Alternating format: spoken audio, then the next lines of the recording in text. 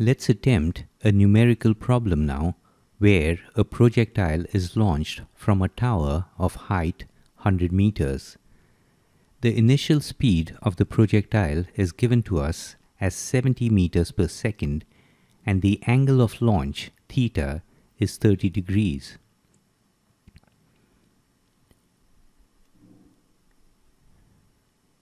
And we are asked to find the time of flight and the speed of the projectile when it lands. In order to solve this, what we will continue to do is to apply the equations of motion independently along the x-axis and along the y-axis. To find the time of flight, we will apply the second equation of motion along the y-axis. This is exactly what we did in the earlier lessons for projectiles when they were launched from the ground. So we have y minus y0 equals v0y times t plus half at squared. Let's measure all the y displacements from this reference line at the top of the tower. Now this reference line could be anywhere. We could have placed it at the ground level too. Now we will decide on a sign convention that all the y displacements upwards or along the positive y-axis will be considered as positive, and all the y displacements below the reference line will be considered as negative. The initial y displacement, y0, will be 0. This is because the initial displacement is just on the reference line.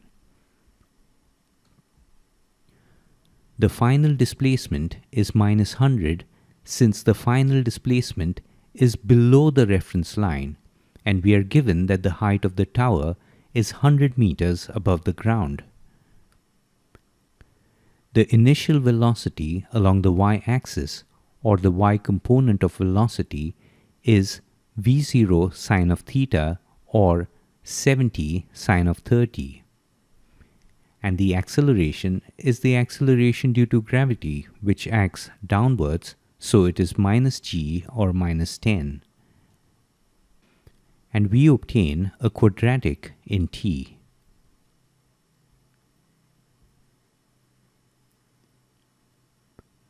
Solving the quadratic, we get the time t as 9.2 seconds.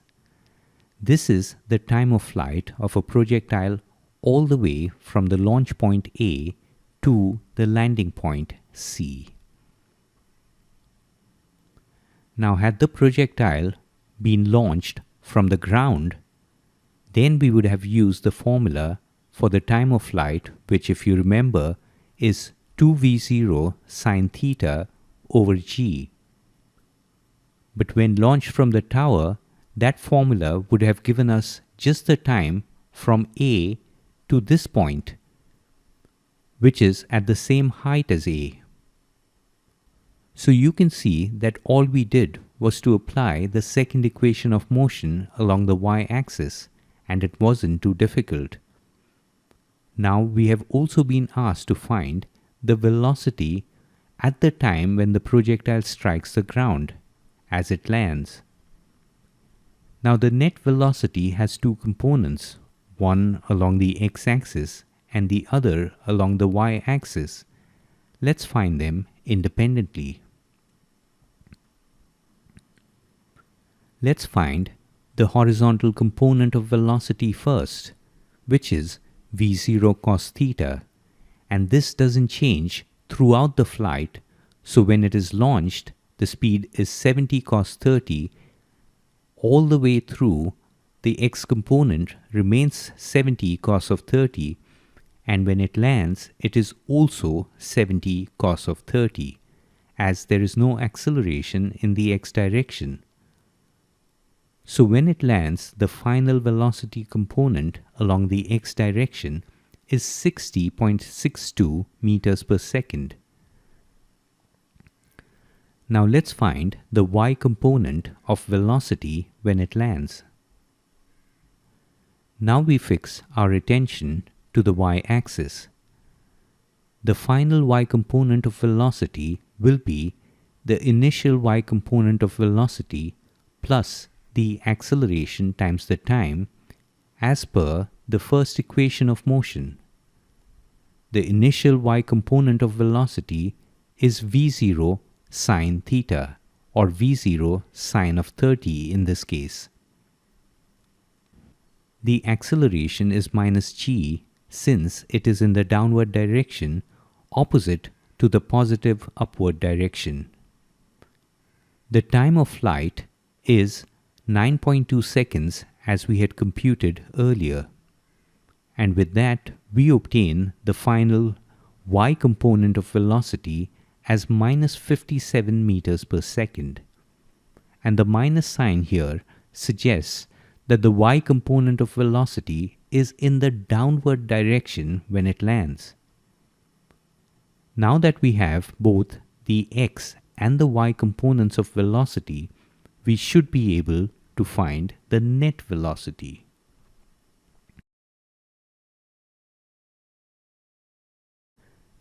The final speed would be the magnitude of the resultant of Vx and Vy. So that would be the square root of Vx squared plus Vy squared, and we get the speed as 83.07 meters per second.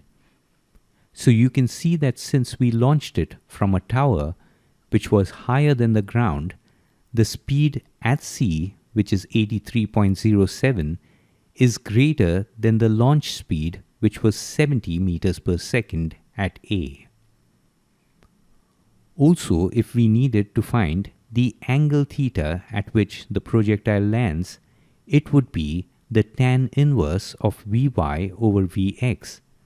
So in this case, the tan inverse of 56.8 over 60.62. Let's also find the range of the projectile. The range would be the constant x speed, or v0 cos of theta, times the time of the flight, since there is no acceleration in the x direction. Remember that if we try using the range formula that we had derived in one of the earlier lessons, that is v0 squared times sine of 2 theta over g, we would just get the distance AB. But what we want here is the distance AD. So that formula is valid only when the projectile is launched from the ground. Substituting the values, we get the range as 556.5 meters. And this is the distance AD. So when the projectile is launched from a tower, we obtain both the time of flight and the range using the basic principles, that is, applying the equations of motion independently along each axis.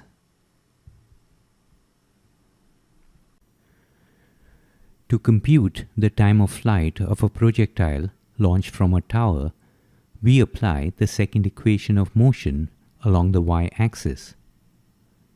To compute the speed of the projectile when it lands, we find the velocity of the x component and the y component at the end of the flight time. Then we find the magnitude of the resultant velocity. To compute the range of the projectile launched from a tower, we obtain the product of the x component of velocity and the time of flight.